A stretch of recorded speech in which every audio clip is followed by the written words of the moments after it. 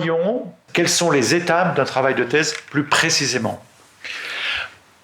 Nous allons commencer par une phase 1 que l'on va appeler phase conceptuelle ou théorique. Il s'agit de la phase essentielle d'élaboration du projet de recherche. En effet, le point de départ est la délimitation du domaine d'étude.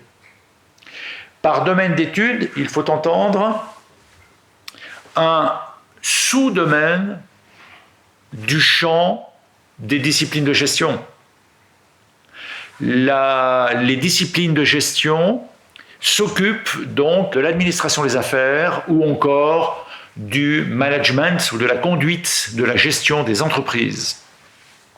À l'intérieur de ceci, il y a de très nombreuses disciplines. Il s'agit donc, dans un premier temps de démarrage, de délimiter son domaine d'étude. Puis, à l'intérieur de ce domaine d'étude, toujours dans cette première phase conceptuelle, il s'agit de faire un choix de sujet. Par exemple, le dirigeant, dans sa décision de transmettre son entreprise. Alors là, nous sommes sur un sujet touchant au management, à la direction de l'entreprise. À l'intérieur de ce sujet, il faudra ensuite définir une problématique, c'est-à-dire définir un questionnement, définir un problème qui se pose ou qui nous préoccupe ou que l'on souhaite investiguer ou étudier. À ce stade, nous avons finalement défini précisément, sous forme d'entonnoir, un domaine d'étude dans lequel on va choisir un sujet, au sujet duquel ou sur lequel on va devoir définir la problématique qui va nous occuper durant notre recherche. Cette étape est excessivement importante. Peut-on définir la problématique de manière définitive en début de thèse? Eh bien, probablement non. C'est rare qu'on puisse le faire.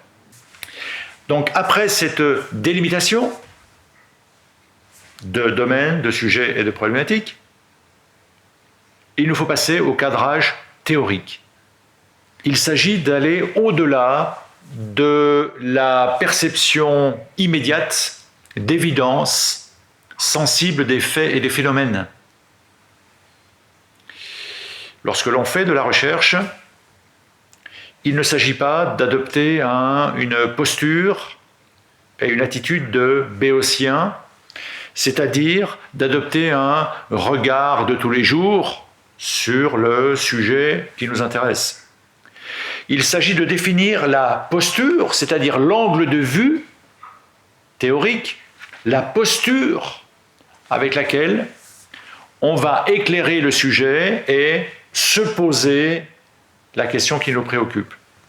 Ce cadrage théorique relève de l'épistémologie, c'est-à-dire de la philosophie des conditions de production de la connaissance, et cette épistémologie fera l'objet d'une présentation ultérieure. Lorsque nous avons choisi le cadrage théorique à propos d'une problématique sur un sujet à l'intérieur d'un domaine d'étude donné, on pourra passer à l'étape suivante qui va être la recherche documentaire et plus généralement l'état de l'art. L'état de l'art, c'est faire la recension de l'ensemble de tout ce qui est connu, étudié dans le domaine d'étude à propos de notre sujet et éventuellement à propos déjà de notre problématique. Il s'agit de devenir un expert pour deux raisons. D'une part, ne pas être obsolète et être au fait de ce que l'on connaît sur ce sujet.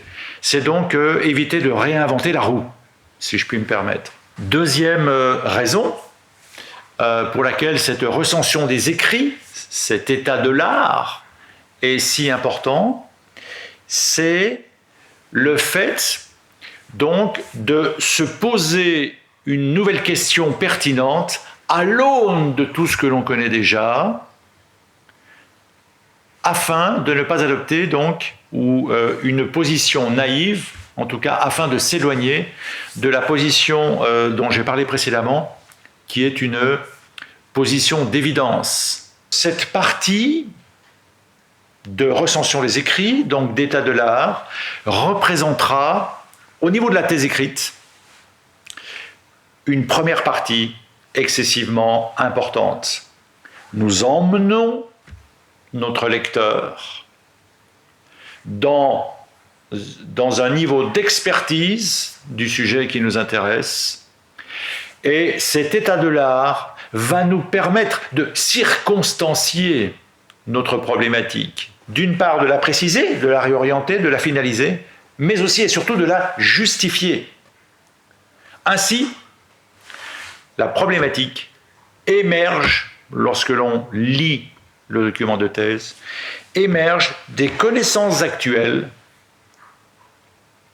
et des questions que cette connaissance pose relativement à ce sujet que l'on étudie. Il sera temps alors de proposer des hypothèses pour répondre ou pour tenter d'éclairer la problématique que l'on a posée. Cette élaboration d'hypothèses, voire la modélisation de tentatives de compréhension du phénomène qui intéresse notre problématique, eh bien, cette étape sera essentielle pour guider la deuxième phase, grande phase du travail de thèse, qui va être la partie pratique, c'est-à-dire le travail de terrain de la recherche. À ce stade, il est important de dire que plus la phase 1, conceptuelle et théorique, est fouillée et charpentée et réfléchie, plus la phase 2 sera riche, pertinente et judicieuse. Donc, je souhaitais, avant de commencer cette phase 2, bien insister sur le fait que la phase conceptuelle, théorique, de cadrage, puis d'élaboration de la problématique finale, puis d'élaboration d'hypothèses, voire de modélisation, c'est, si je puis me permettre un peu, le cœur du réacteur de la thèse. Si ceci est réussi, alors il est possible de passer sereinement et avec beaucoup d'espoir dans la partie 2.